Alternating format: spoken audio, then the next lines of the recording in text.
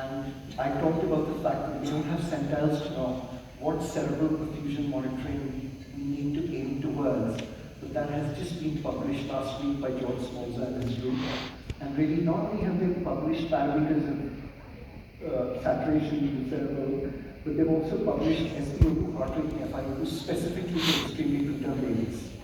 Now, the current nomogram that you use, that I use, that basically talks about saturations of 85% at 5 minutes, only had 25% of babies under 28 weeks and very few babies at 23 and 24 weeks. This is a very large trial, 207 babies under 32 weeks only, with a very large proportion of babies born at 23 and 24 weeks of gestation.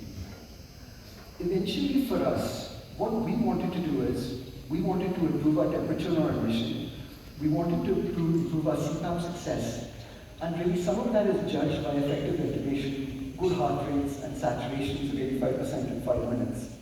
So we have done the data. So we implemented our thermal care pit stop approach in the third quarter of 2023. A lot of the education was done in the first and second quarters of 2023. And what you can really see is that if you look at the hypothermia rates, 50% of our babies under 28 weeks are coming in hypothermia. Some of them with temperatures under 36.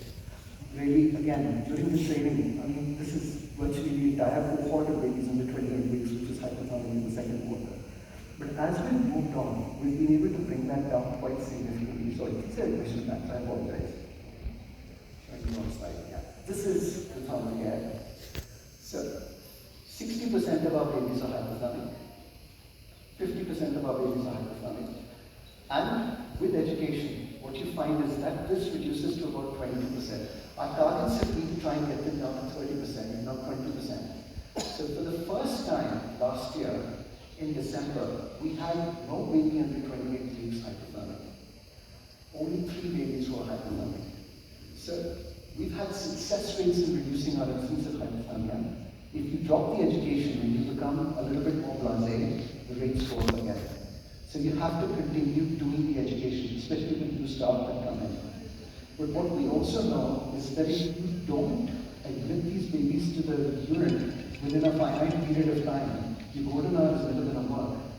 Now, just to give you an idea, the curve in red shows the number of babies under 28 weeks where it took more than 30 minutes to get them into any verified environment. 50%. A good month over here, but again, very high rates, 24%, 19%. And again, the final quarter is what we've been able to do is actually increase the number of babies in our pool, which is under 20 minutes coming to the unit under 28 weeks. I haven't been able to show you our CPAP rates yet because I'm correcting them, but we've been able to improve CPAP failure between 26 and 36 weeks by 20%. So this is the concept that I'm trying to espouse, that really you should be working towards trying to improve the